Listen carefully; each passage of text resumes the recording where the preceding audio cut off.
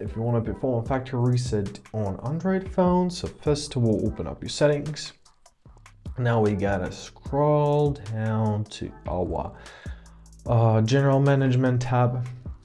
On some phones, this process may vary, and sometimes it's hidden in the system, and then you have to find your advanced tab. However, on some things, at least on mine, it's here. So find your reset tab, find your factory data reset, and confirm your choice by pressing reset.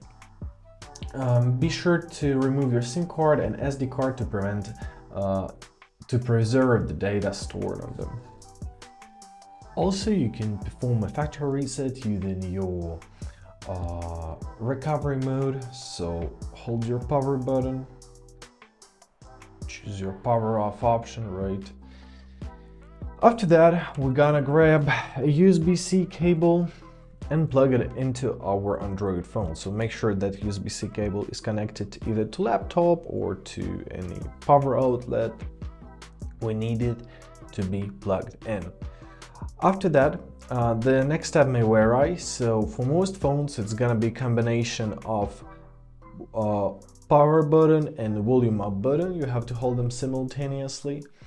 For some models, as well as for my model, for some Samsungs, if you have a Bixby button, you'll have to hold your Bixby button, your volume up button, and your power button simultaneously. So those 3 buttons. Keep on holding them.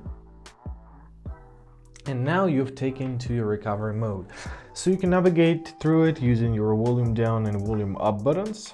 Find your white data factory reset option. Confirm your choice by pressing a power button. Now choose your factory data reset and confirm your choice by pressing a power button again. After you did it, simply go back, press reboot system now, and your phone will be new from scratch.